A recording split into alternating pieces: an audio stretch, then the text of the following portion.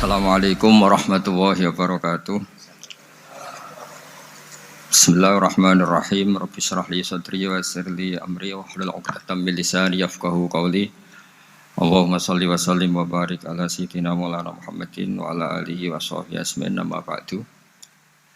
Yang kita hormati bersama, juga saya hormati Ibu Menteri Keuangan, Ibu Hajah Sri Mulyani Indrawati, Bapak Wakil Menteri Keuangan, Bapak Suhaisil Nazara, Bapak Sekjen Menteri Keuangan, Bapak Sekjen Menteri Keuangan, Bapak Heru Pambudi, dan seluruh pejabat dan pegawai lingkungan di Kemenku yang saya hormati, semua teman-teman di DKM Kemenku maupun di seluruh Indonesia yang ikuti ngaji ini yang saya hormati.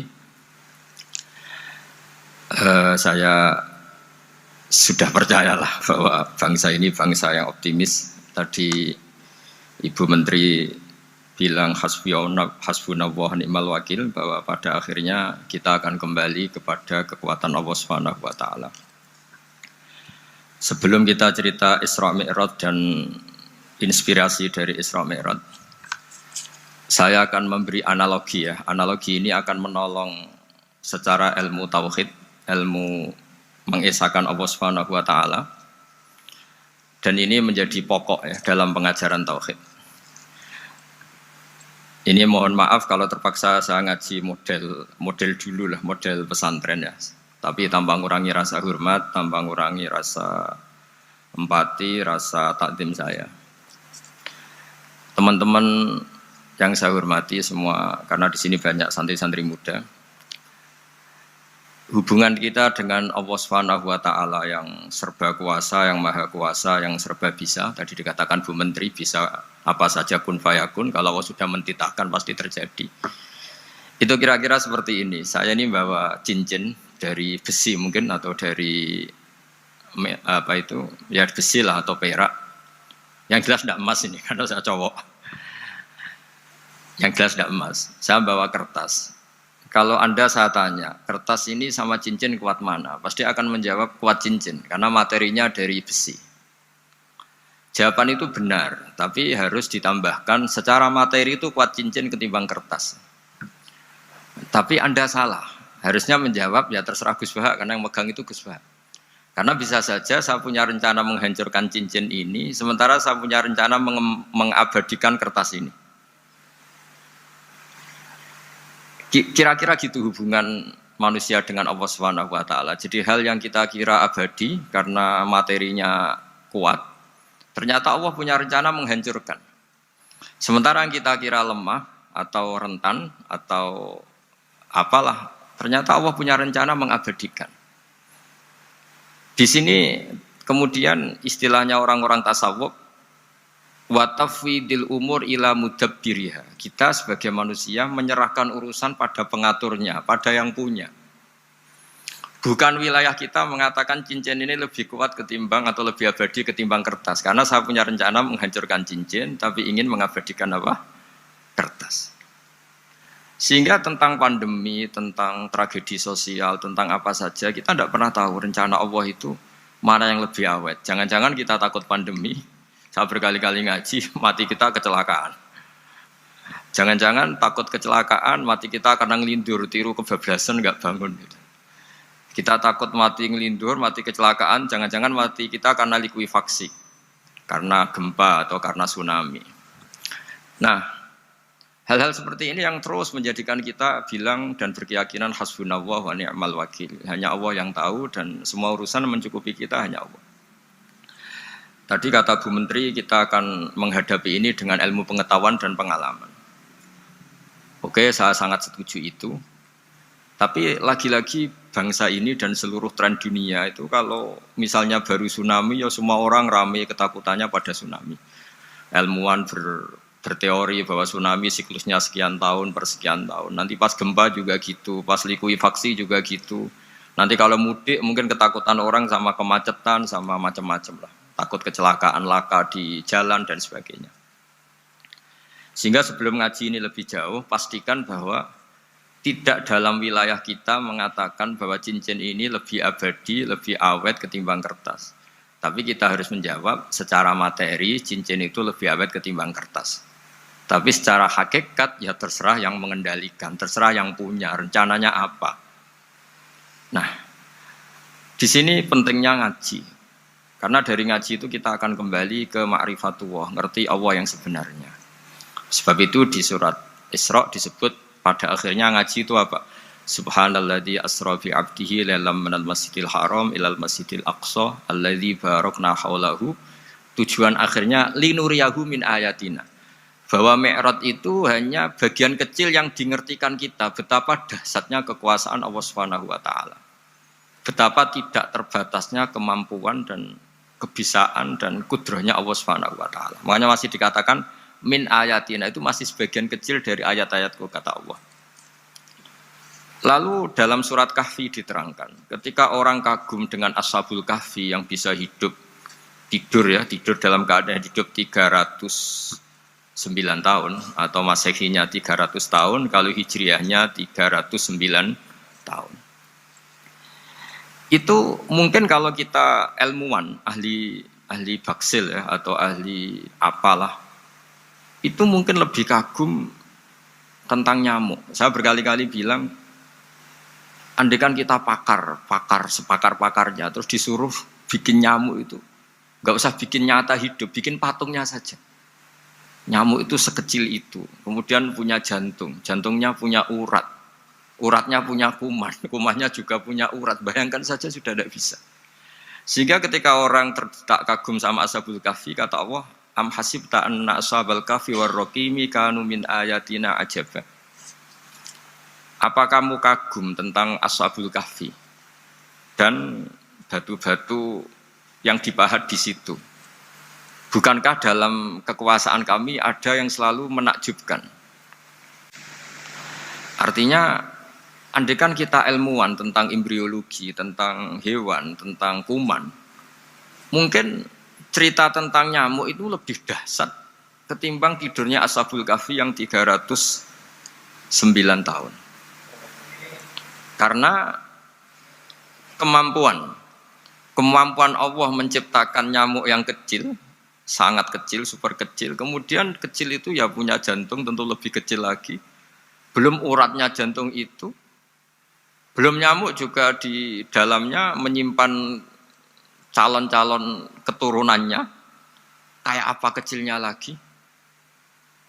Nah, di sini Allah mengingatkan kita, innallaha la yastahi ayyadriba mathalam ma ba'udatan fama fawqaha. Allah tidak pernah malu jika dalam menunjukkan kekuasaannya Allah memberi contoh seekor nyamuk. Karena nyamuk ini andaikan kita, tadi saya ulang lagi, andaikan kita ilmuwan yang nekuni itu, strukturnya bisa melihat, bisa nyari pasangan hidupnya, dan bisa hamil, bisa melahirkan, atau bisa menelur dan sebagainya, maka kita akan kagum sekagum-kagumnya betapa kita di depan kekuasaan Allah Subhanahu wa taala tidak siapa-siapa, dan akhirnya kita ikrar-ikrarnya asyhadu alla ilaha illallah, bahwa tidak ada kekuasaan selain kekuasaan Allah Subhanahu wa taala. Lalu kenapa nyamuk itu tidak menjadi perhatian publik? Ternyata kita dibodohkan oleh kepentingan kita sendiri. Karena dari awal kita nganggap nyamuk itu problem, penyakit. Ya sudah, bawaan kita mungkin cari obat supaya bisa membunuh nyamuk itu. Atau melihat nyamuk itu sebagai problem, bukan sebagai ayatun min ayatillahi ta'ala, sebagai tanda-tanda kebesaran Allah Subhanahu wa ta'ala. Sehingga akhirnya manusia itu butuh yang namanya mukjizat dahsyat yang mudah dilihat, mudah dirasakan. Akhirnya kita tahu dalam sejarah para nabi, Nabi Musa minta mukjizat Laut Merah dibelah sehingga bangsa Israel bisa melewati kejaran Fir'aun dan sampai selamat dari kejaran Fir'aun. Nabi Soleh umatnya minta keajaiban, yaitu onta keluar dari batu besar. Dan Nabi Soleh menuruti, akhirnya ada unta yang keluar dari batu besar. Begitu juga nabi-nabi sebelum itu atau setelah itu, selalu ada mukjizat yang memang manusia tidak mampu. Nah, kata tidak mampu ini yang semua umat para nabi tidak akan seunggul umat Nabi Muhammad SAW. Karena kita sebagai umat Rasulullah SAW untuk merasa tidak mampu itu tidak harus hal-hal seperti membelah laut, tidak harus hal-hal seperti onta keluar dari batu, tidak harus hal-hal yang dahsyat kayak tongkat Nabi Musa menjadi ular besar yang menelan semua sihir-sihirnya Fir'aun. Kita sebagai umatnya Nabi selalu tiap hari bilang innallaha ala kulli syai'in qadir, hanya Allah yang mampu. Allah mampu atas segala hal. Melihat nyamuk kita iman, melihat hal-hal kecil. Karena kita ketika melihat nyamuk itu mesti kita itu kok hebat nyamuk tanpa rapat, tanpa ada gaji dari Kemenku bisa populasinya dijaga. Padahal musuhnya banyak. Musuhnya nyamuk itu umat manusia yang katanya makhluk paling cerdas di dunia. Tapi tidak juga bisa menghabisi nyamuk. Mungkin mereka juga rapat terus untuk menjaga ketahanan populasinya itu.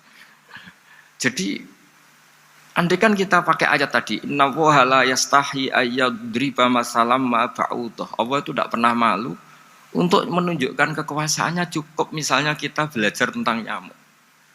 Sudah sekecil itu punya mata, matanya punya saraf, punya urat. Terus sekecil apa? Sudah gitu nyamuk sendiri punya kuman. Kalau nyamuk sendiri kecil, terus kumannya sekecil apa? Terus organ tubuhnya seberapa? Ini sudah kedahsyatan yang luar biasa yang menjadikan kita iman. Innallaha ala kulli syai'in qadir. Allah sendiri yang maha kuasa. Sehingga kembali ke tadi, peristiwa Mi'raj yang super dahsyat pun kata Allah masih dikatakan linuriyahu min ayatina. Hanya untuk menunjukkan sebagian dari ayat-ayatku, bukan mewakili semua ayat-ayat kekuasaan Allah Ta'ala. Tapi sebagian, min itu tab'id sebagian. Lalu sebelum kita jauh belajar, kita sendiri juga, saya sendiri masih belajar. Kehebatan Rasulullah SAW, Nabi akhir zaman, kenapa hebat? Itu diantaranya adalah karena mukjizat tongkat itu pada akhirnya diletakkan di museum. Orang melihat, terus gaya-gayanan kuat ke Turki atau bisa melihat langsung di museum. Dan setelah melihat kadang-kadang kita ragu, masa tongkat ini betul itu. Kalau setelah misalnya yakin, bisa dipakai lagi enggak ya? Jadi hal-hal yang mengundang pertanyaan sekaligus keraguan. Beda dengan ajaran Rasulullah Muhammad SAW. Ketika Nabi cerita betapa kekuasaan Allah itu super dahsyat. Buktinya ya nyamuk tadi. Kayak apa susahnya bikin nyamuk. Sudah kecil, punya organ tubuh tentu lebih kecil, punya urat lebih kecil lagi, punya kuman yang lebih kecil lagi, dan kuman itu juga punya organ tubuh lebih kecil lagi. Itu mbok kamu udah usah ke Turki, kamu hidup di kampung, di pedalaman, sudah menyaksikan anallaha ala kulli syai'in qadir, bahwa Allah itu maha kuasa. Nah, ngaji bareng ya, ngaji seperti ini. Saya termasuk kiai yang selalu berkampanye supaya orang ikrar seikrar-ikrarnya bahwa kita ini di tangan Allah Subhanahu wa taala. Saya kemarin-kemarin ngaji sama orang-orang Grab, juga barusan 3 hari yang lalu, 4 hari yang lalu ngaji sama teman-teman disabel atau difabel. Karena mereka kalau dibahasakan disabel gak mau, tapi komunitas internasional mintanya dis pakai bahasa S, tapi kita di Indonesia pakai difabel. Akhirnya kita tahu, ternyata orang yang kita kira menderita karena fisiknya, ternyata kadang lebih bahagia. Karena Allah bisa mengalihkan pikiran untuk positif. Saya berkali-kali guyon di depan para tamu. Saya pernah punya tamu itu perempuan gak cantik miskin lagi. Itu nyata ini. Gus doakan supaya suami saya kaya. Terus saya bilang, memangnya kalau sudah kaya ngapain itu? Ya paling tidak rumah saya diganti, mobil saya diganti. Tapi nanti akhirnya ngevaluasi Anda juga ingin diganti. Gitu. Karena setelah rumahnya mewah, pakai mobil mewah, pasti yang dievaluasi bukan rumah dan mobil, tapi Anda. Kok enggak pas ya wajah gini di rumah saya? Gitu. Kok enggak pas wajah gini kok di mobil mewah? Akhirnya ibu-ibu tadi sudah Gus gak jadi. Jadi mungkin barokahnya pandemi itu nanti Ibu Menteri itu jadi kelihatan hebat karena ada pandemi kok Indonesia bertahan itu. Tapi kalau nggak ada pandemi kan ya biasa aja, memang normal. Gitu. Kiai juga gitu, diuji santri yang kadang beling, umat yang nggak jelas. Itu memang ujiannya. Kalau nggak ada ujian ya nggak keren. Gitu. Kayak ya biasa aja lah kita adepin, ya kita tadi kata Bu Menteri ya kita ikhtiar dan berdoa. Lalu saya ulang lagi. Jadi logika itu bisa pakai analogi. Analoginya tadi, salah Anda kalau mengatakan cincin ini lebih kuat ketimbang kertas. Yang benar adalah secara materi ini lebih kuat ketimbang kertas. Tapi soal nanti kekuatannya sampai kapan terserah yang punya. Bisa saja saya punya rencana besok ini saya luluhkan, saya hancurkan. Yang ini saya simpan. Kayak apa dulu dinosaurus itu kuatnya kayak apa? Habis. Ayam yang selemah itu sampai sekarang masih ada. Karena Allah menghendaki dinosaurus diakhiri, sementara ayam tidak. Kayak apa nyamuk itu yang musuhnya orang seluruh dunia. Ditemukan apa, mulai begon apa, tapi sampai sekarang bertahan. Apa kita perlu konsultasi sama nyamuk gimana ini kok bisa bertahan, resepnya apa gitu. Karena Allah menghendaki itu disisakan masih. Nah, kemudian kenapa ada peristiwa Isra Mi'raj? Saya termasuk orang yang sering menulis tentang fikih sholat, tapi nulis saya untuk diri saya sendiri tak pakai ngaji. Tidak saya bukukan, memang saya sengaja karena ribet biasanya penerbit itu. Terus bicara royalti apa, kita kan mulai kecil dilatih ikhlas, jadi kalau komersial itu jadi bingung. Karena tidak biasa komersial, jadi kalau diajak komersial itu malah jadi bingung. Nabi ketika Mi'raj, ini yang jarang dikaji. Sebetulnya kalimat-kalimat dalam sholat, pertama Rasulullah Muhammad SAW ketemu Allah, itu Nabi maju. Maju ini Jibril sebenarnya mau ikut, karena Nabi bilang, ya Jibril jangan tinggalkan saya sendiri. Terus kata malaikat Jibril, sudah makam saya sampai sini, kelas saya sampai sini aja. Tidak, kamu harus nemani saya. Ketika memaksa nemanin, beliau tidak kuat, di beberapa riwayat dijelaskan sampai beliau pingsan, sampai beliau tidak sadar. Akhirnya terus ada ayat wa ma minna illa lahu maqamun ma'lum. Kita punya kelas tertentu yang enggak levelnya sampai sana. Akhirnya Nabi masuk wilayah itu, area itu. Dan Nabi ngendikan at-tahiyatul mubarakatus sholawatut thayyibatulillah. Kira-kira maknanya semua kehormatan, semua kebaikan, semua yang bersembah suci itu milik Allah Ta'ala. Lalu Allah menjawab, Assalamu alayka ayyuhan nabiyyu wa rahmatullahi wa barakatuh. Bahwa kamu Muhammad mendapat salam dari saya, mendapat semua kehormatan, semua keselamatan. Kemudian Nabi itu karena sebagai hamba yang tidak egois, tidak ingin kalau nikmat dirasakan sendiri, tidak ingin kalau sedang senang beliau sendiri yang merasakan, beliau ngendikan Assalamu alayna wa ala ibadillahi sholihin. Ya Allah tolong bahwa status selamat itu tidak hanya milik saya, tapi milik siapa saja yang soleh. Soleh itu ya sesuai kelas masing-masing. Setelah itu para malaikat melihat kebaikan Nabi yang seperti ini, melihat mentalnya atau keinginannya yang luar biasa untuk baik kepada semua orang, wa ala ibadillahi sholihin. Terus malaikat saat itu rame-rame bersaksi asyhadu alla ilaha illallah wa asyhadu anna muhammadar rasulullah. Catatannya apa di sini? Bahwa ternyata kesaksian tentang syahadat itu dimulai rasa tidak egois. Merasa bahwa rahmat ini harus dirasakan semua orang. Wa ma arsalnaka illa rahmatan lil alamin. Jadi rahmat ini harus dirasakan banyak orang. Kita tahu misalnya Islam melarang narkoba misalnya. Memang narkoba itu mengganggu. Hampir semua kecelakaan rata-rata faktor supir itu narkoba. Begitu juga pembunuhan yang sadis, rata-rata efek dari pengaruh narkoba. Sehingga Islam keras sekali tentang narkoba. Dan alhamdulillah di Indonesia ditangani BNN yang sangat serius melawan narkoba. Nah, keputusan Islam melarang narkoba itu keputusan yang luar biasa, yang menjadi berkah bagi semua.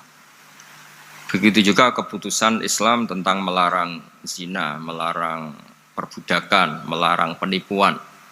Dan Islam mendukung misalnya gerakan nikah, gerakan adil, gerakan keseimbangan dan kemanusiaan. Sehingga agama ini akan dinikmati siapa saja karena ajarannya. Lalu agama ini bisa nikmat, itu solusinya gampang menurut Rasulullah, yaitu sholat. Nabi itu kalau pusing menghadapi banyak hal, yaitu mesti keluar masuk, terus tanya sama istrinya, kapan waktunya sholat? Kapan Bilal datang? Dulu kalau mau waktu sholat, Bilal datang ngetok pintu Nabi, ya Rasulullah sekarang waktunya sholat. Itu Nabi membahasakan sholat itu unik. Ini tentang Mi'raj ya, karena hasilnya ya sholat tadi. Arihna ya Bilal. Arihna itu tolonglah bikin nyaman saya dengan sholat. Sebelum kita belajar sholat secara serius, gampang. Kalau kita misalnya menteri, atau kita ajudan, atau kita apa. Kayak apa asiknya kita kalau ngomong-ngomong sama presiden, bercengkrama dengan presiden, atau dengan menteri, atau dengan kiai, dengan atasan. Sholat itu media di mana kita asik dengan Allah Ta'ala.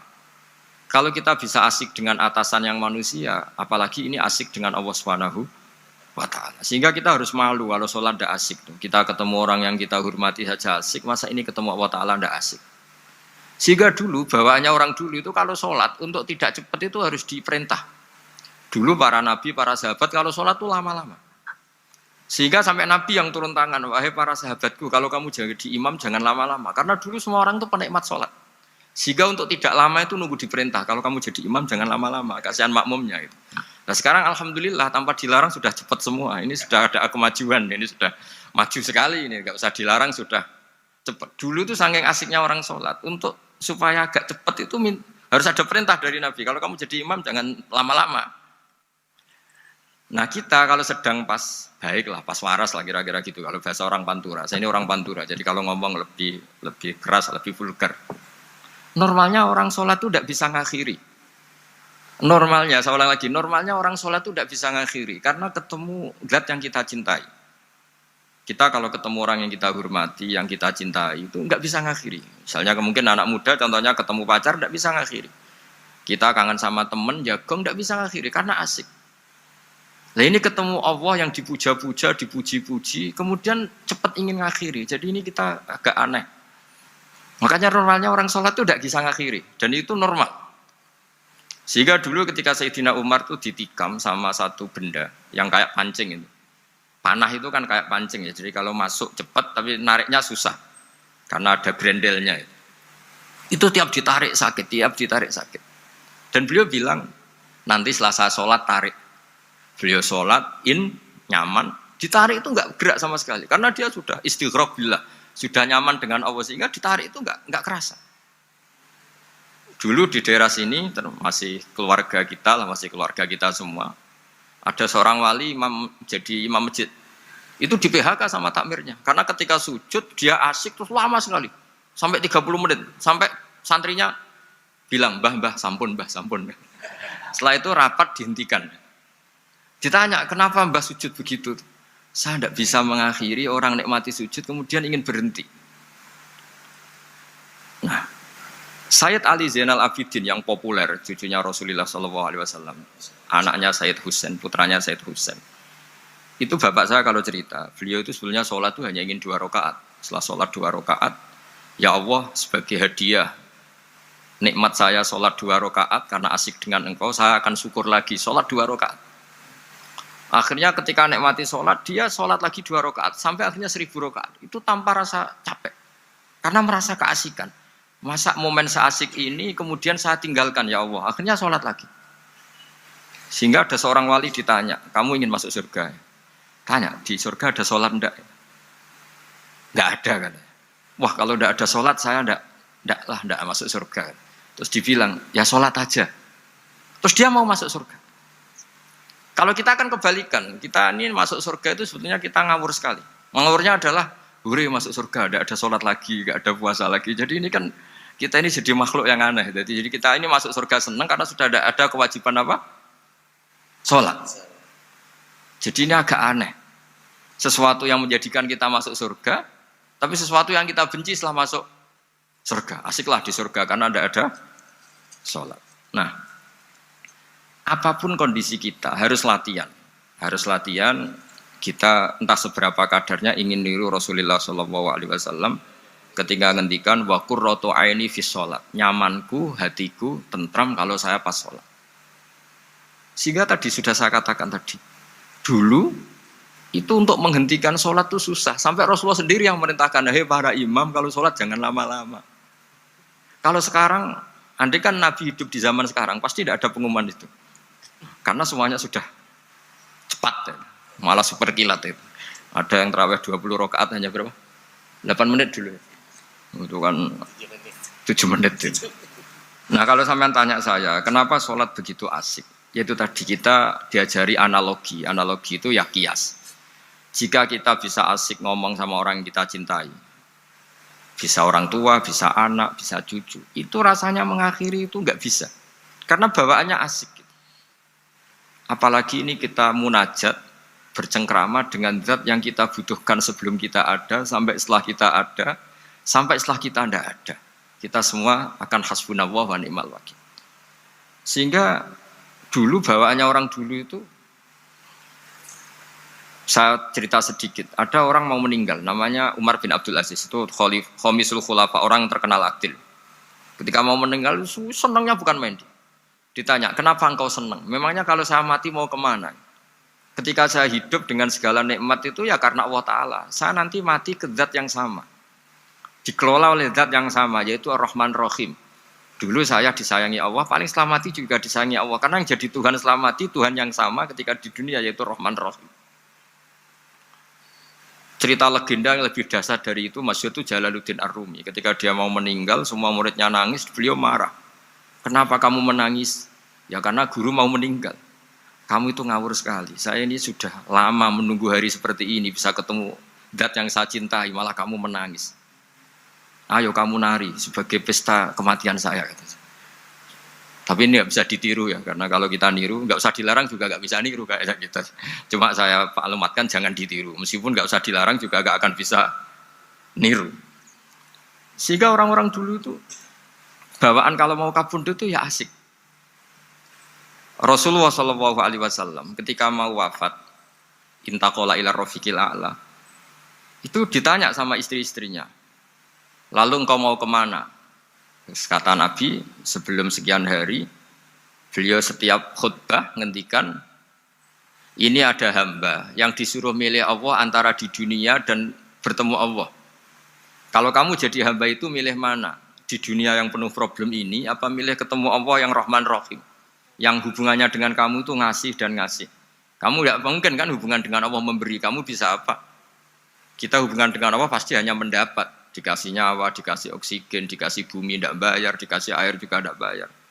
PDAM dikelola siapapun bayar, oksigen di rumah sakit bayar. Hubungan kita dengan Allah tidak pernah bayar oksigen, tidak pernah bayar sewa bumi.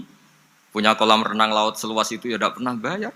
Udah gitu kolam renangnya menghasilkan ikan. Kalau kita kan semuanya utang jasa sama Allah, dan reputasi Allah itu dengan kita hanya memberi, tidak pernah meminta. Akhirnya hubungan-hubungan inilah yang menjadikan terus semua sahabat jawab, ya kalau kita jadi hamba itu pasti milih Allah lah. Jadi Nabi itu saking pinternya orang, supaya orang siap dengan keberangkatan beliau itu dibikin satu taksis, satu apa? Kalau orang Jawa bilang itu dikai persemon, dikai mukaddimah. Supaya orang-orang itu siap kalau Nabi ngendikan. Kalau kamu seorang hamba disuruh ketemu Allah sama hidup di dunia yang fana ini, milih mana? Ya milih ketemu Allah. Ketika akhirnya Rasulullah wafat, ternyata orang itu adalah Rasulullah. Ya akhirnya sahabat bilang, ya iyalah masa dengan kita sama Allah milih ketemu kita, pasti milih ketemu Allah. Nah, sholat itu mi'rajul mukmin. Sholat itu adalah cara seperti itu. Kita manja dengan Allah meskipun dengan segala problem, ketika i'tidal kita tetap memaklumatkan Rabbana lakal hamdu mil'us samawati wa mil'ul ardi wa mil'u ma syi'ta min syai'in ba'du. Engkau zat yang selalu layak dipuji di langit maupun di bumi. Dan langit bumi ini karena terbatas masih ditambahi wa mil'u ma syi'ta min syai'in ba'du. Dan seluas apa saja engkau kehendaki. Apapun hebatnya langit bumi ini tetap terbatas, ada ruang dan waktu. Makanya ditambahi wa mil'u ma syi'ta min syai'in ba'du. Dan segala puji ini memenuhi semua yang engkau kehendaki. Saya berkali-kali bilang kalau hubungan dengan Allah nyaman, caranya gitu. Kalau kita sakit, bayar oksigen. Kalau kita butuh air, bayar PDAM. Allah itu tidak pernah nyuruh kita bayar.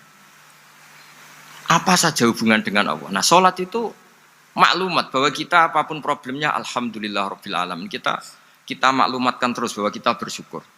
Lalu kita Rabbana lakal hamdu. Makanya saya sering kalau disuruh Gus doain supaya pandemi cepat berlalu. Saya ini kan kalau kiai ya, kiai itu tidak apa ya. Saya pernah di Jogja pas gempa. Ya orang-orang ya susah. Saya ini caranya susah saja sampai tidak tahu, karena bukan karena sombong ya, karena ya mau apa gitu. Memang Memang nggak bisa apa-apa kan kita manusia. Jadi saya mohon sholat ini jadi media yang luar biasa. Jadi di antara makalah Imam Syafi'i paling terkenal itu fasihan idama kana fi dzikri rabbih wa fi ma siwahu kana fin nasi ajama. Orang baik itu orang yang fasih. Fasih itu lantang dan cerdas dan vulgar dan nyaman ketika ngomong tentang Allah. Salat itu semua hubungan kita ngomong dengan Allah. Misalnya kabira walhamdulillah katsira. Hanya Engkau yang maha besar ya Allah. Orang yang katanya terkuat di dunia karena presiden superpower misalnya. Nyatanya waya mati ya mati. Kalau nggak makan lemes. Jadi orang kita sadar. Yang katanya orang terkuat, paling hebat, kalau nggak makan lemes. Artinya ternyata hanya sekuat itu. Dia bisa instruksi seluruh dunia misalnya untuk apa. Ya. Tapi coba apa dia kuat nggak makan 2 hari.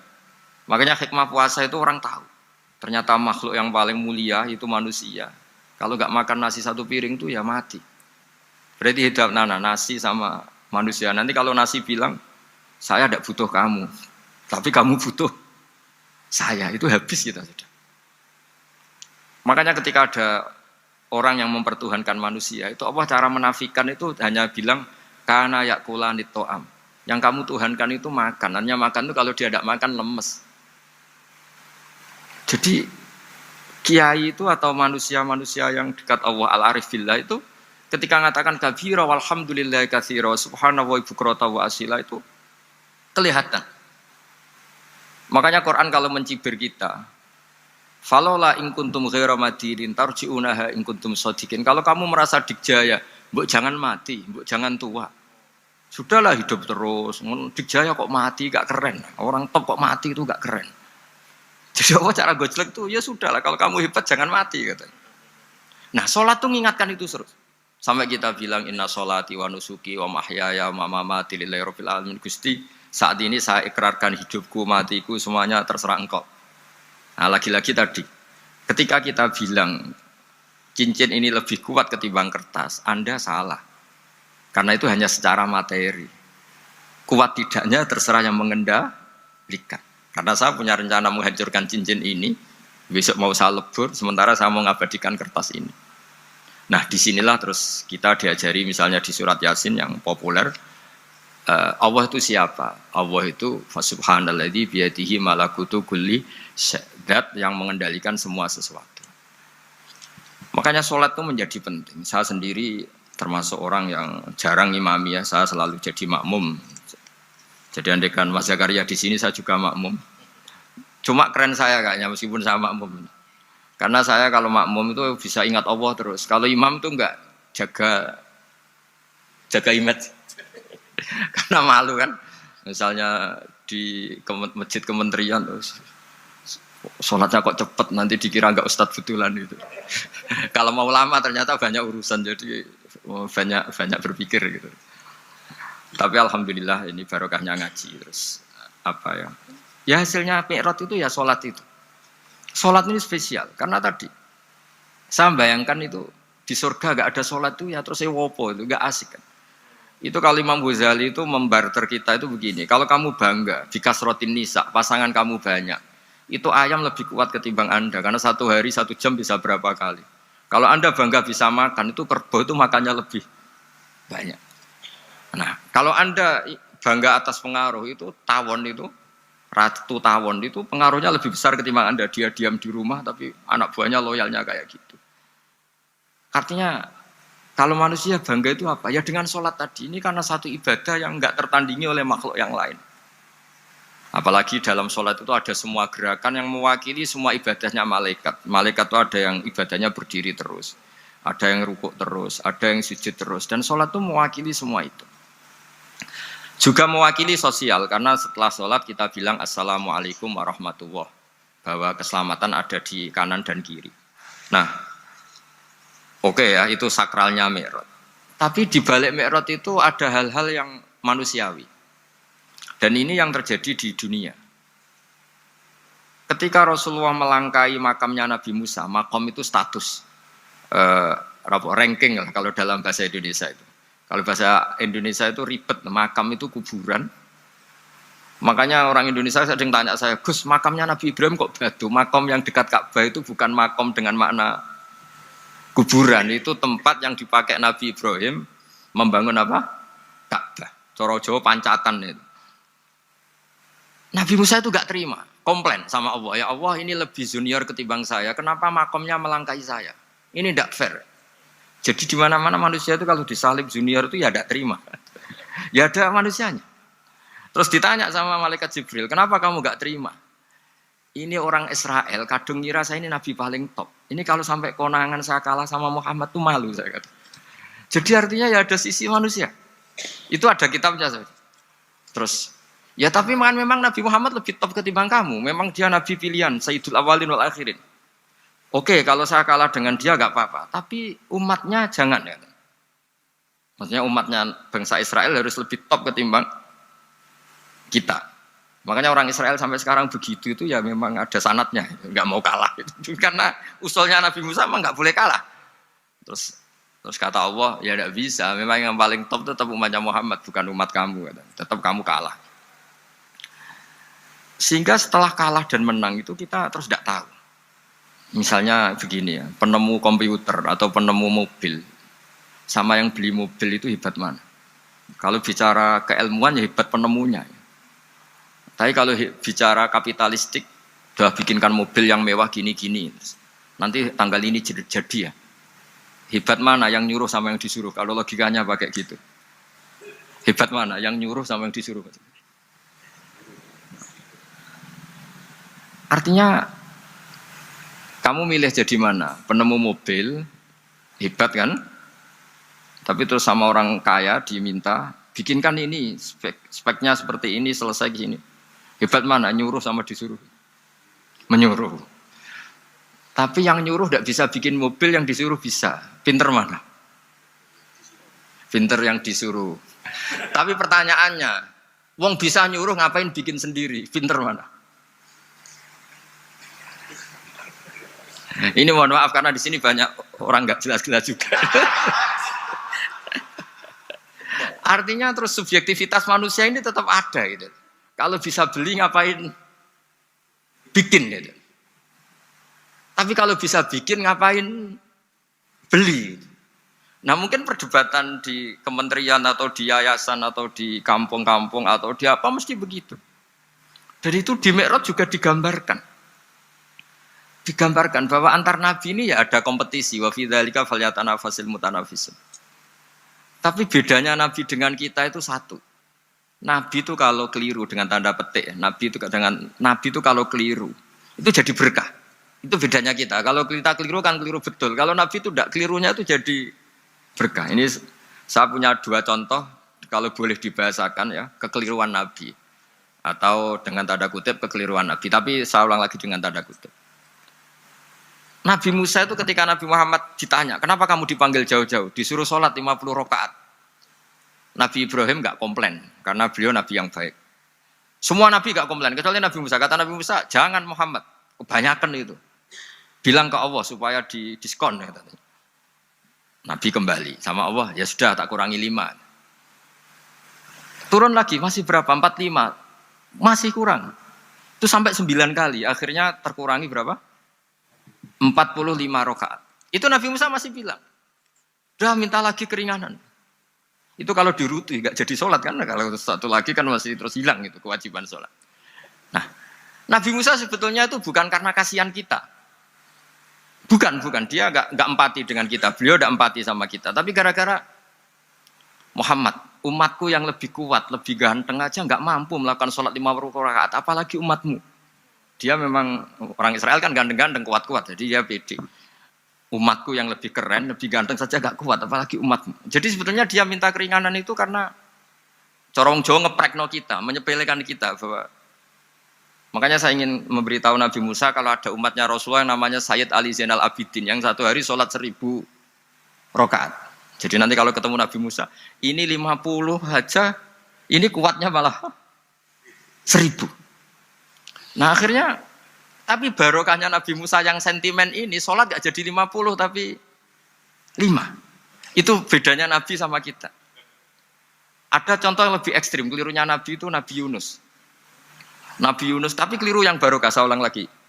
Nabi Yunus itu memaklumatkan ke masyarakatnya, nanti itu kalau kamu tidak nurut sama saya ada azab. Anggap saja azab itu hari Kamis. Besok hari apa ini? Besok hari Kamis ya? Besok hari apa? Lupa hari itu. Rebu apa Kamis? Besok. Besok. Besok. Lupa hari. Kata Nabi Yunus, 3 hari lagi akan ada azab. Tapi kurang 2 hari, kurang sehari umatnya masih dalam kemungkaran, dalam kemaksiatan, masih hura-hura. Akhirnya Nabi Yunus bilang, sudah ini tinggal sehari itu mau ada azab. Tapi mereka tetap hura-hura. Akhirnya Nabi Yunus itu, coro Jawa itu minggat. Memang bahasa Arabnya abako. Abako itu pergi yang tidak pamit. Itu kalau kamu cari di kamus, abako itu maknanya itu minggat, pergi yang tidak pamit. Sama Allah dibahasakan abako. Wong ra bener kabeh, udahlah tak tinggalkan. Setelah ditinggalkan, Nabi Musa disalahkan sama Allah. Kamu itu Nabi tidak diperintah hijrah kok. Hijrah, syaratnya Nabi kan mengambil keputusan apa saja berdasar wahyu. Tapi tanpa ada perintah wahyu, dia tetap keluar dari kampungnya itu. Keluar sama Allah disalahkan, wong Nabi kok minggat. Akhirnya ketika dia di kapal, di perahu itu, dulu itu ada mitos, kalau ada perahu mau tenggelam pasti ada yang minggat, diundi. Sampai 3 kali yang keluar dia, akhirnya tahu diri nyemplung deh. Nyemplung terus ditelan ikan nun. Pokoknya ikan besar lah. Diberi sanksi sama Allah, karena dia Nabi kok melanggar, diberi sanksi ditelan ikan nun. Telan ikan nun karena beliau seorang Nabi, perutnya ikan itu jadi masjid, dia baca tasbih terus. Tapi barokahnya dia minggat tadi, azbaqo. Akhirnya 1 hari itu mau ada azab besar itu orang-orang nginceng rumahnya dia. Diinceng. Kalau betul ada azab, pasti orang ini lari. Masa ada azab dia di sini? Diinceng ternyata gak ada. Wah berarti bener ini ada azab. Buktinya dia gak ada. Katanya. Jadi unik. Akhirnya dicinceng gak ada terus dia, wah berarti ada azab betul. Hari itu masyarakatnya tobat semua karena, ini ada azab betul. Buktinya Nabi Yunus sudah lari, berarti dia tidak ingin kena. Padahal dia lari itu karena mangkel punya umat yang gak nurut tadi. Wah sudah. Setelah sekian hari dia cari-cari kabar. Umatku itu kena azab enggak? Ternyata berita yang masuk dulu tidak ada medsos, tidak ada WA. Dulu itu enggak ada itu. Dengar kabar kalau umatnya tuh enggak kena azab karena 1 hari sebelum ada azab tobat semua. Terus dia enggak berani pulang. Karena ada hukum sosial di sana, kalau ada orang bohong hukumnya dibunuh. Berarti terus beliau berpikir, saya mesti dianggap bohong katanya ada azab kok. Masyarakat saya baik-baik saja. Akhirnya setiap ketemu kaumnya dia lari karena takut dibunuh. Ternyata kaumnya sudah iman semua, mau ngejar dia dijadikan imam. Akhirnya, oh iya. Jadi itu bedanya Nabi sama ndak. Jadi Nabi itu kalau kelirunya itu barokah.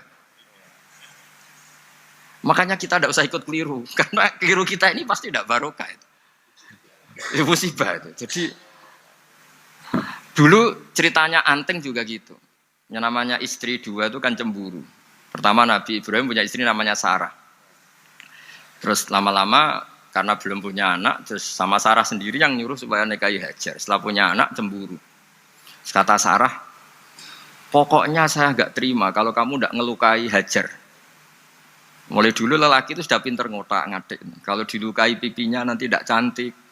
Apa ya? Yang penting ngelukai tapi tetap cantik. Terus ada Anting itu. Anting itu dulu ceritanya itu dilukai tapi tambah cantik. Nabi Ibrahim akhirnya melukai. Seneng Sarah karena sudah dilukai.